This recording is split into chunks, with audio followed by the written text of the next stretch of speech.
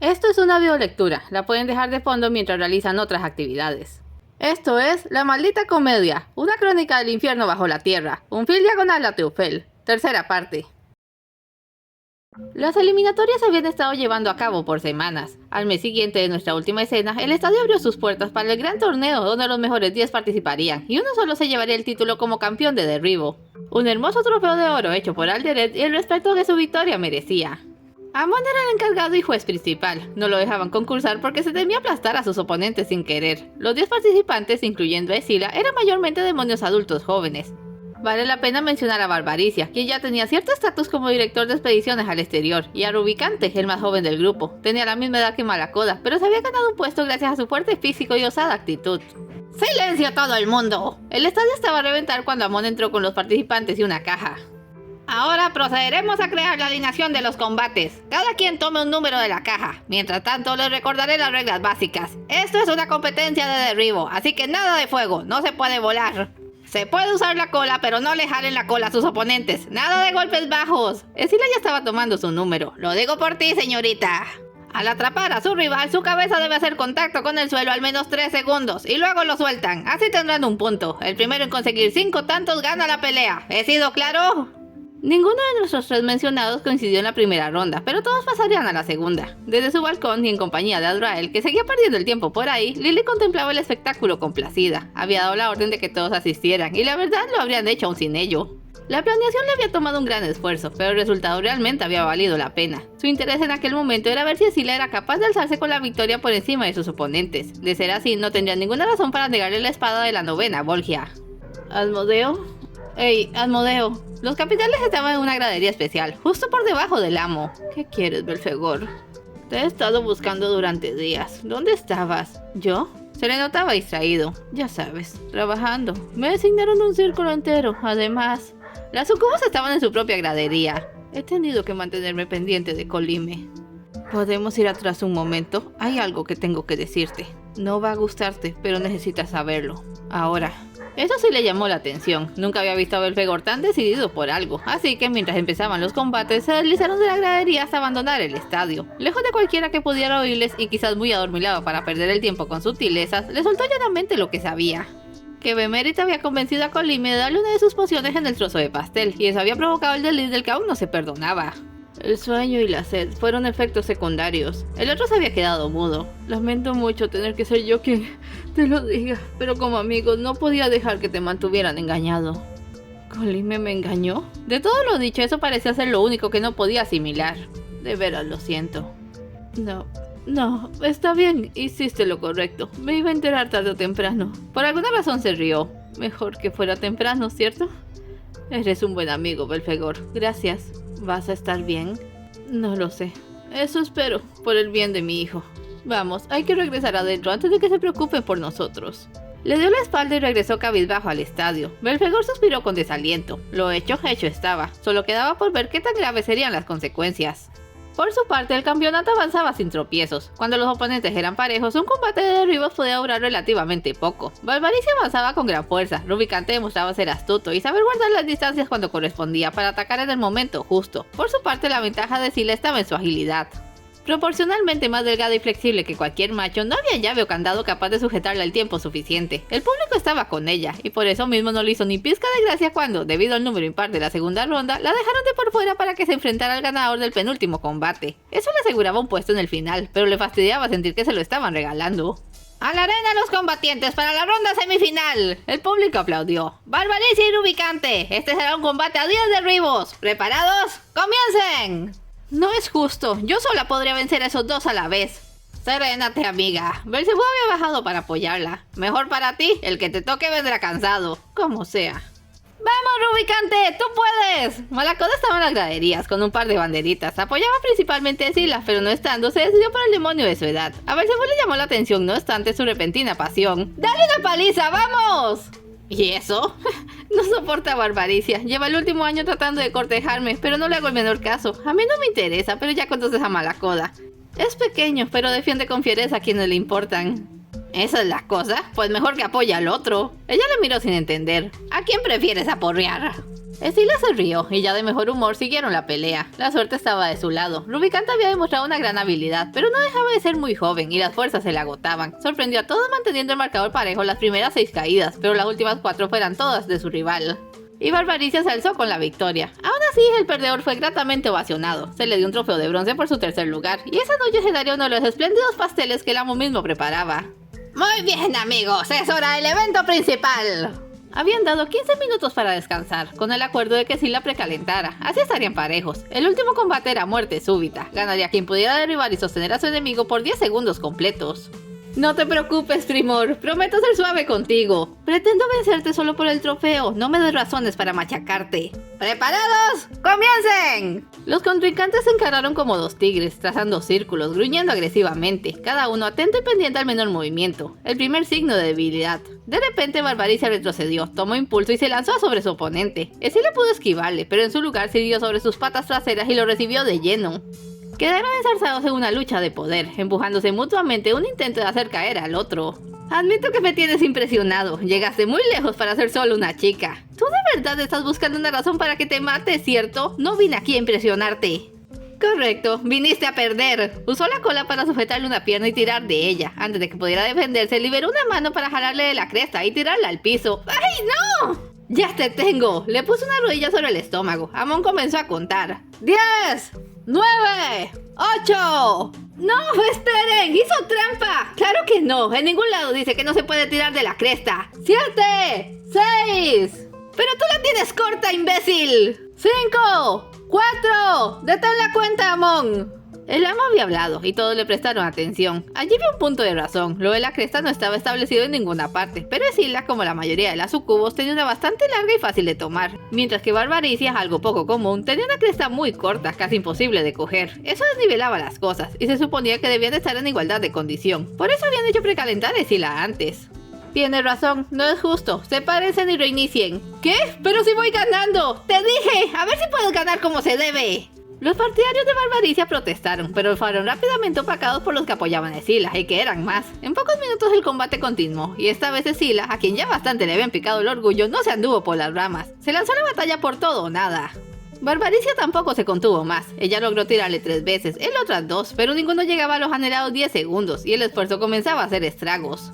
Nuevamente se encontraron aferrados uno al otro cuando Escila cedió. La multitud contuvo el aliento, creyendo que caería, pero en un movimiento calculado se hizo al lado y dejó que Barbaricia se desplomara víctima de su propio esfuerzo. El demonio cayó pesadamente, golpeándose el rostro contra la arena. De inmediato la sucubo se puso sobre él, inmovilizándole con una llave. 10, 9, 8, 7...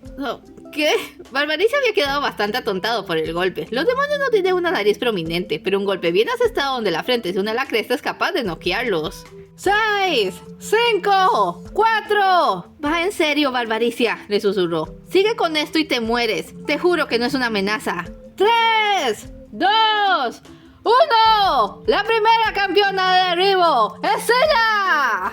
Lo de que no era amenaza iba en serio. Apenas acabó el combate lo tuvieron que sacar en una camilla. Más tarde le dirían que si se hubiera atrevido a seguir probablemente habría caído muerto en minutos, víctima de una contusión producto de un golpe que para fines prácticos él solito se había buscado. Literalmente Escila le había salvado la vida, por lo que no hizo ningún reclamo por su derrota. Desde entonces quedó en deuda con ella, dejó de molestarla, pero insistió en cortejarla, esta vez con respeto y cuidado, tal y como se debía. De esta manera, Escila consiguió lo que ambicionaba, el trofeo, la admiración. Nadie jamás se atrevería a decir de nuevo que solo era una sucubo más. Y al final de ese día, su destino quedaría sellado cuando el amo la requirió para hacer la entrega de aquella magnífica espada, que solo ella podría utilizar.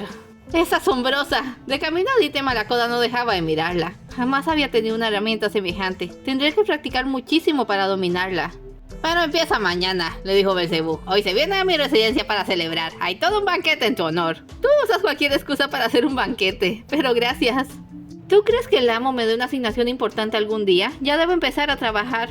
No veo por qué no. Lo que te falta de altura te sobra en energía. Pero si quieres que te note, tienes que hacer como Escila y buscar algo que le impresione. En vez de esperar a que el amo se acuerde de ti. Piensa en lo que puede hacer falta. ¿Dónde serías útil? Entiendo. Tengo que hacerme notar. Al banquete habían invitado prácticamente a quien quisiera venir, así no había posibilidad de colados, puesto que todos eran bienvenidos. Temprano ese día, Asmodeo había confirmado su presencia, pero luego fue Belphegor quien apareció para decir que ni él ni Colime pensaban venir, y que era mejor que no trataran de averiguar el porqué. Ya era tarde como para permanecer despiertos, y con todas las sucubos celebrando en casa de Belcebú, la residencia de Asmodeo tenía un aire triste y vacío. Asmodeo no pudo irse a acostar hasta que las chicas regresaran, y aunque pudiera no habría sido capaz de conciliar el sueño en el estado de turbación en que estaba. Se quedó sentado frente a la puerta hasta que Belcebú apareció con ellas. Venían todavía alborotadas, pero las mandó de inmediato a dormir. 11 de ellas estaban esperando crías, y no les era nada bueno irse de parranda.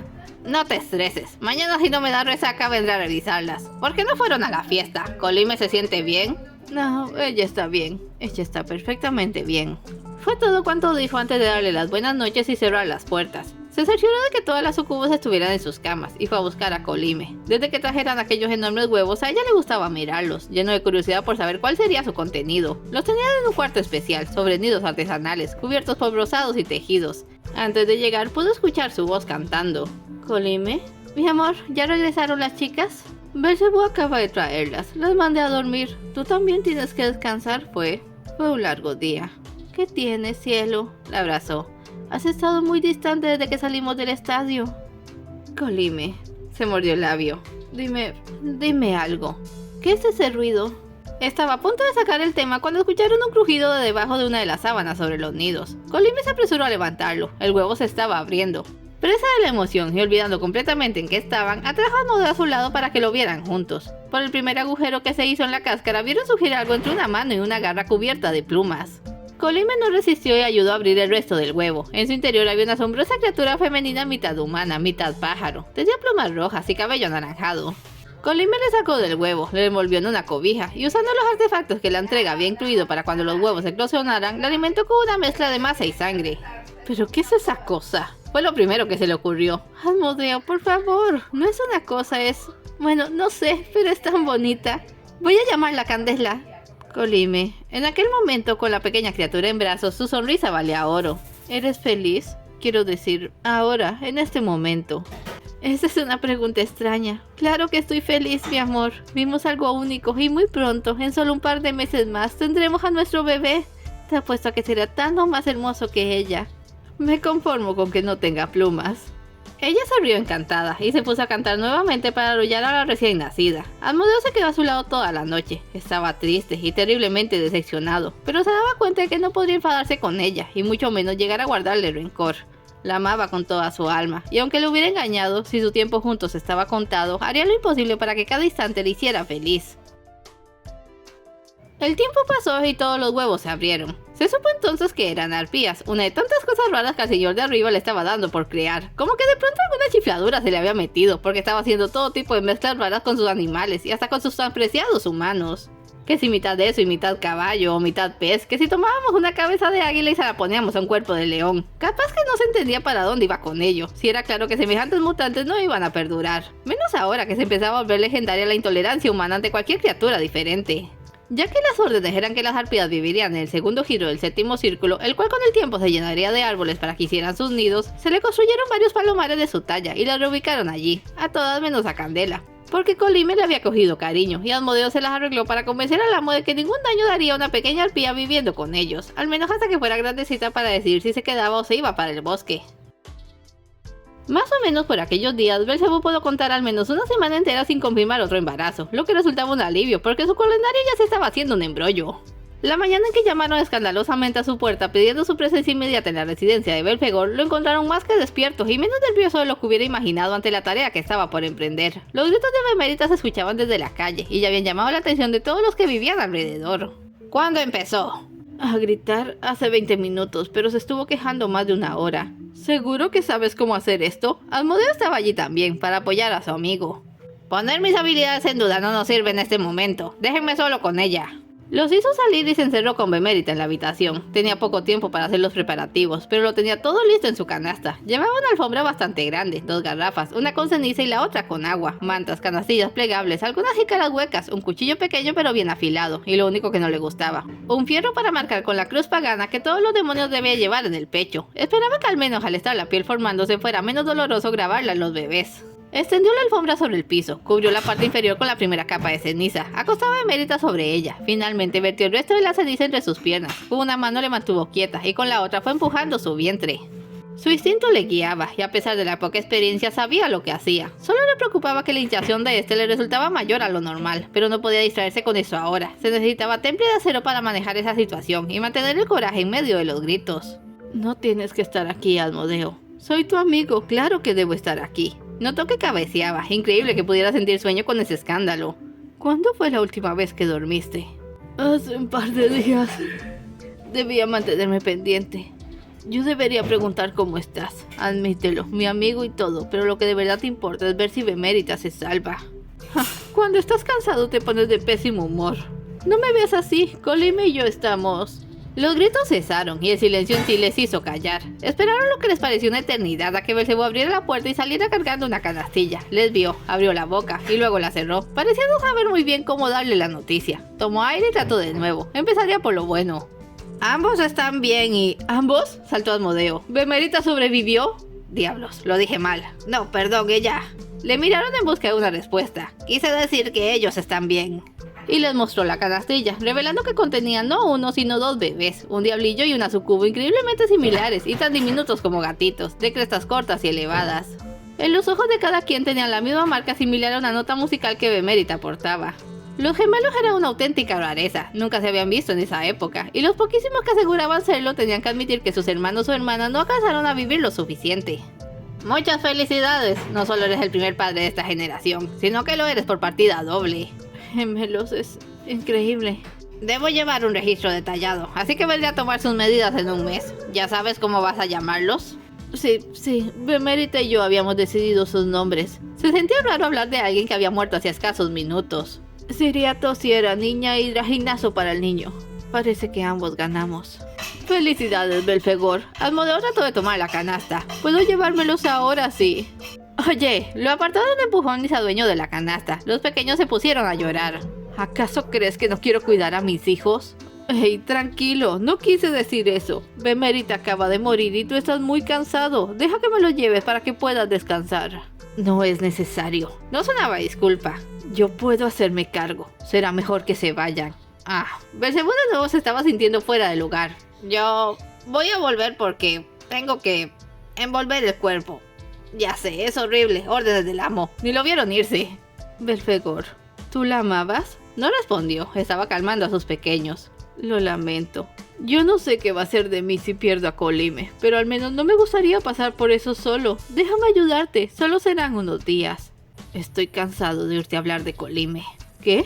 Sal de mi casa, Asmodeo. Déjame solo. Se marchó con sus hijos, quizás alguno de los muchos nichos ocultos con los que contaba su hogar. Asmodeo estuvo tentado a seguirle y decirle que no empezara a actuar como un adolescente si es que pretendía ser un padre, pero no era ese tipo de persona, y no sería él quien iniciara una pelea basada en un malentendido con su mejor amigo. Prefirió marcharse antes de que Belcebú saliera con el cuerpo de Bemérita envuelto en una cobija. Por órdenes del amo, las sucubos tenían un lugar de reposo especial en uno de los niveles del 9º círculo. El hielo perpetuo podría así preservar los cuerpos, para que sus hijos algún día les vieran. No quería saber más al respecto, que una necesidad apremiante de volver con Colime. La siguiente llamada vino de la residencia de Leviatán. Al menos se dio el gusto de no ser el último de los capitales en tener a su hijo, pero todo lo demás fue muy extraño. Uno de sus seguidores fue por Belcebú a mitad de la noche. Al llegar le indicó que camino seguir hasta la piscina interna, que todos sabían que existía pero que nadie podía usar, y se marchó. Tanto misterio era desconcertante, y se convirtió en asombro puro cuando encontró allí a Pasífae sumergidas a la cintura y a Leviatán sosteniéndola para que no se hundiera del todo. Ya era hora, le dijo. Apresúrate, creo que está a punto de salir. ¿Pero qué diablos estás haciendo? ¡Sácala de allí! Yo nací bajo el agua y mi hijo lo hará también. No espero que lo entiendas, pero si no vas a cooperar, entonces prefiero que te largues. No tenía idea de cómo responder a eso. Jamás se le había ocurrido que un demonio hecho fundamentalmente de lava pudiera nacer bajo el agua. Aunque la extrema delgadez de Leviatán siempre le había hecho pensar que no había contado con suficiente ceniza. Sondeó el escenario tan rápido como le era posible. No podría hacer a un lado a Leviatán sin ocasionar que Pasífae se hundiera, ahogándose con su cría. Y esta podría morir así de todos modos y Leviatán no podía soltar a la madre a tiempo para sacarla del agua. Estando así las cosas, si quería salvar al menos una vida, tendría que ayudar. De manera que dejó su cesta a un lado y se metió a la piscina. Gracias a su tamaño, el agua menos profunda le llegaba hasta la altura del pecho. Estás demente, es todo lo que diré.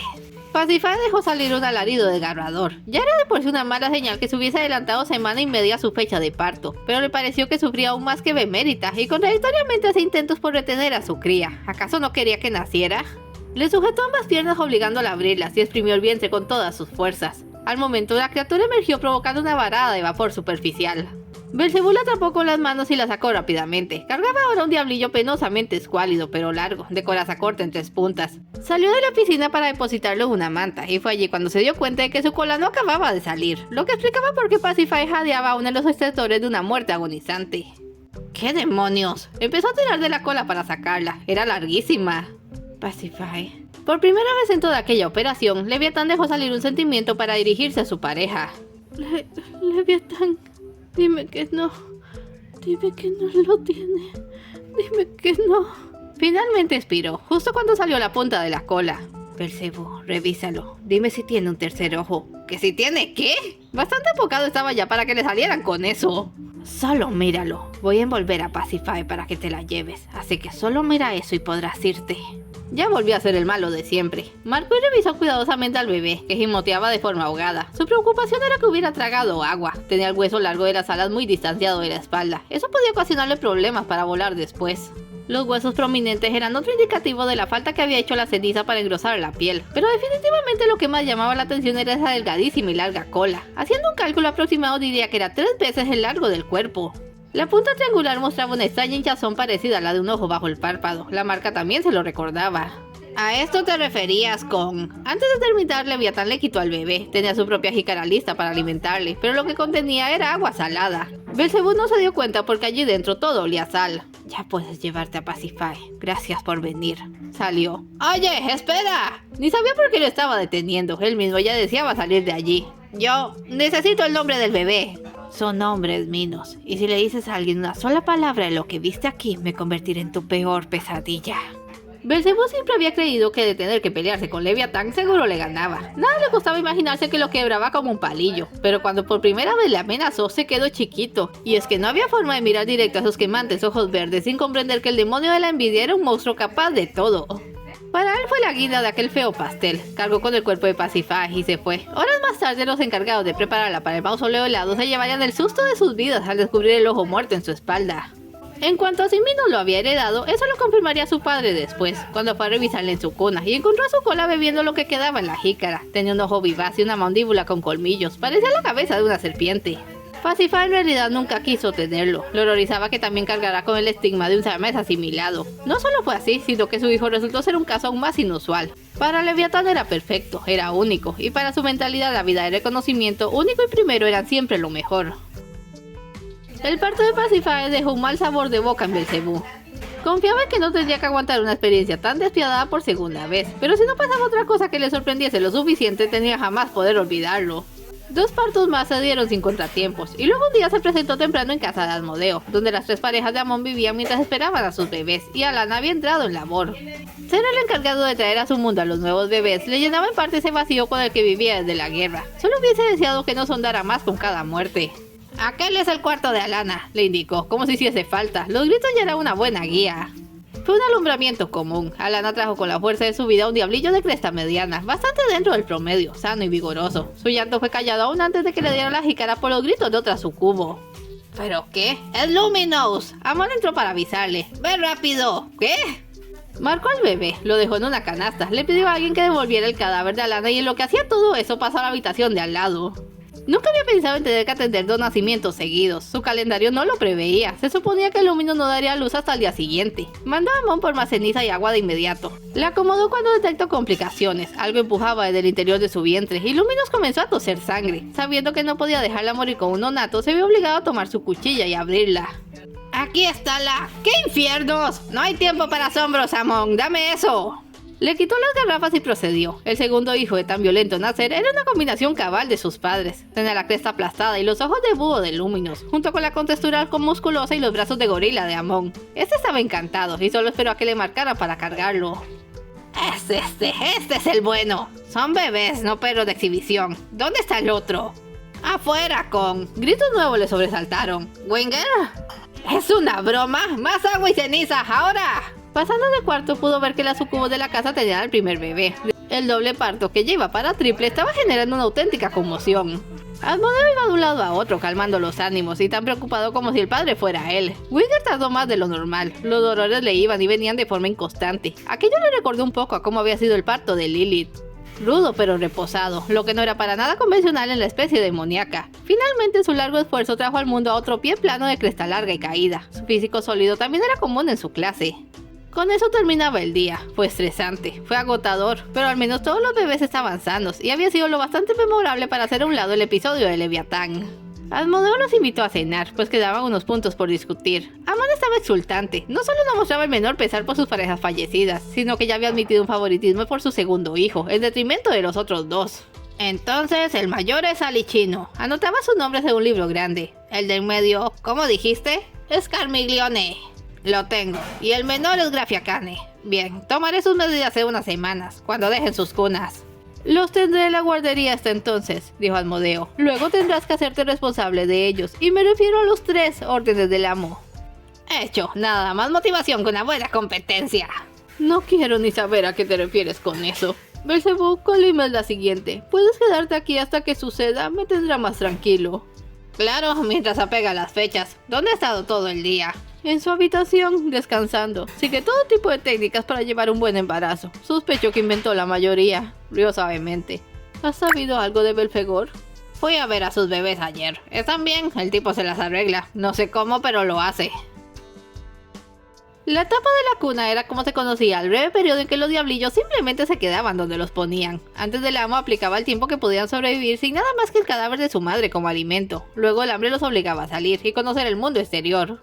Los impetuosos mellizos de Bemérita, que si algo sacaron de su madre era un exceso de energía, abandonaron la cuna en menos de una semana y no tardaron en demostrar un espíritu curioso y arriesgado. A Draginazo le gustaba romper cosas, abrirlas para ver su contenido, y las almohadas llenas de plumas eran su juguete favorito. Su gemela Siriato era más delicada, pero se lo metía todo a la boca, probando por el gusto lo que su hermano descubría con el tacto. Al ver aquello, la primera acción responsable de Belfegor fue ponerle un candado al laboratorio.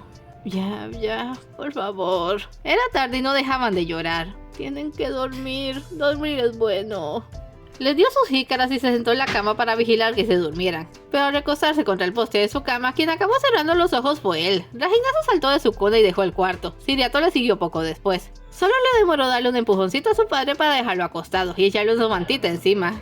Trabajando juntos abrieron la puerta principal y salieron. Era su primera excursión fuera de su hogar, y la inocencia de su corta edad nada les asustaba. Corrieron y saltaron felices hasta llegar a la fuente. ¡Oh, quietos ahí! Belzebú los atrapó. ¿Pero qué hacen aquí? Asmodeo estaba con él y era quien los había visto primero. Esto no me gusta nada. Llévalos a la guardería, yo voy a buscar a Belfegor. Lo encontró en su cuarto y no hubo forma de despertarle, así que se lo llevó a su casa. Pronto se hizo evidente que no solo era víctima del cansancio, sino de las 3, que terminó por enfermarle. Se ponía frío por momentos, lo que en un demonio era el equivalente a la fiebre, y murmuraba el nombre de Bemérita en sueños. Asmodeo sintió compasión, creía entender el porqué de su actitud, se compensaba y castigaba por la pérdida. Pasó los siguientes 2 días yendo de cuarto en cuarto, de la cabecera de Colime, que no dejaba la cama para reservar hasta el último gramo de energía para tener a su bebé, a la de su amigo delirante, atrapado en su mundo de sueños hasta que pudo despertar. ¿Dónde estoy? Hola, mi amigo, espero que te sientas mejor. ¿Asmodeo? ¡Mis niños! Se despabiló. ¿Dónde están? Relájate, están en la guardería jugando con los hijos de Amon. Si te sientes con fuerza, te llevaré con ellos. No puedo creer que me quedara dormido. Se apoyó en él. ¿Los hijos de Amon, dijiste? Yo no puedo creer que te mantuvieras tanto tiempo despierto. Llevas mal algunos días. Nos preocupaste a todos.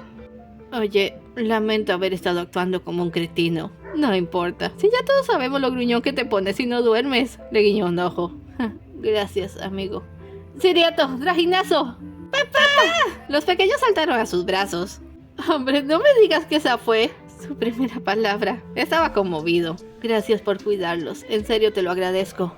¡Hey, Belfegor! Amon, Leviatán y Belzebú estaban allí también. ¡Ven a conocer a mis muchachos! Y apúrate antes de que se vuelva a olvidar que son 3. ¿Puedes hacer que dejen a Minos en paz? Su cola no es una cuerda de salto. Deja que pruebe algo. Belzebú levantó a Minos. El pequeñín era tímido y mantenía cubierta la punta de su cola entre sus manos para que no mordiera a nadie. Lo de la cabeza extra ya se sabía y no dejaba de generar comentarios. Le dio 9 vueltas alrededor de la cintura y lo puso nuevamente en el corral. Así lo que quedaba libre tenía un largo normal. Alicia y Graficade se mostraban muy interesados en ella y por eso se acercaban. Escarmillones, sin embargo, resultó tener una personalidad mucho más pasiva de lo que Amon había esperado. Quizás por eso se había acordado de sus hermanos y ya los trataba de forma más pareja. Belfegor dejó que sus niños volvieran a jugar y todo fue calma y lindura hasta que una sucubo irrumpió en la sala. ¡Asmodeo! Brina, ¿qué traes? Respira. ¡Colime! Gritó. ¡Colime ya empezó! ¡Tendrá su bebé! Belcebú reaccionó en el acto, ya se lo esperaba, y estaba tan preparado que hasta había dejado la canasta con ella, así que solo tenía que ir a asistirle. Asmodeo también sabía que era inminente, pero por un instante se quedó paralizado de miedo y estupor. Entonces Belfegor le empujó, motivándole. Si estaba a punto de perder a la persona que más amaba, lo mínimo que le correspondía era pasar los últimos momentos a su lado. Colime llegó cuando ya la habían acostado sobre la alfombra, se inclinó sobre ella y tomó su mano. Asmodeo, tengo miedo. Yo también, pero todo va a salir bien, te lo juro. ¿Seguro que quieres estar aquí? No es algo bonito.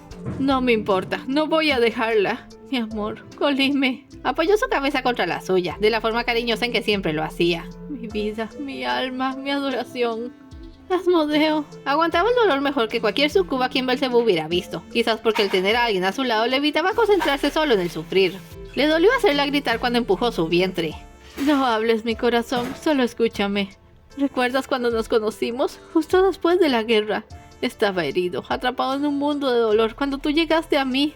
No solo me salvaste, me diste una razón para seguir viviendo, solo para hacerte feliz. Está a punto de salir. ¿Cómo iba esa canción? La que estabas haciendo para nuestro bebé. No sé si la terminaste. Rompió a llorar, casi al mismo tiempo que la criatura salió. En el espacio entre el silencio de ella y el llanto de este, su mundo se desmoronó. Colime, Colime, piedad, no me dejes, por favor. Es un diablillo. Belcebú buscó una jícara y el cuchillo. La primera sangre debía venir de la madre. Yo no sé si prefieres... ¡Colime! Nunca en toda la historia del infierno se escuchó ni volvería a oírse una llamada tan cargada de pena y súplica. Un corazón de roca se habría roto como el cristal ante tanto sufrimiento, y ni el todopoderoso señor de arriba, pendiente hasta de lo más pequeño, pudo mantenerse inconmovible. Si en algún momento realmente interferiría con los demonios sería ese, y lo haría sabiendo de que su casta quedaría ligada a él para siempre. Colime volvió a la vida con un sobresalto. Ambos demonios se quedaron atónitos. ¿Colime? No puede ser cierto. ¿Colime? ¿Asmodeo? Colime. La estrechó fuerte. Con la emoción no podía dejar de llorar. ¡Oh, mi Colime! ¿Dónde está mi bebé? Aquí lo tienes. Le puso en brazos a un fuerte diablillo de coraza elevada en forma de cuernos. Sus amplias alas le harían un excelente volador. Voy a preparar una jícara y dar la buena nueva. ¡Muchas felicidades! Salió de allí murmurando de asombro. ¿Quién sabe qué cosas sobre con los milagros después de todo iban en serio? Míralo, Asmodeo. Es perfecto. Te dije que podía hacerlo. Pero tú no. Aparentemente no se dio por enterada de los minutos en que literalmente estuvo muerta. Sí, amor, tú tenías razón. Siempre la tienes. Quedamos en que si era niño tú lo nombrabas. Aunque sigo pensando que repetir es una mala idea. De nuevo aciertas. No tiene que llevar mi nombre. Llámalo como tú quieras. Zabulón. Sí, este es mi pequeño Zabulón. Te apuesto a que un día hará cosas extraordinarias. Créeme, solo por ser tu hijo ya es extraordinario. La noticia de que Colime, la bien amada matriarca, había sobrevivido a su embarazo se corrió como polvorín. Nadie se lo creía, y durante los primeros días la residencia se llenó de visitantes escépticos, pero con regalos, que apenas la veían en su cama recuperándose pero definitivamente sana, la colmaban de felicitaciones y cumplidos. Allí empezaría el insólito culto a la madre Colime, a quien las sucubos se encomendaban por salud, y los pequeños para pedir por ser dignos de sus madres. Pero eso sería después. De momento lo que imperaba era el asombro. No se habló de otra cosa por meses. Es todo por hoy, no se vayan sin dejar un like y un comentario, y nos vemos en la siguiente parte.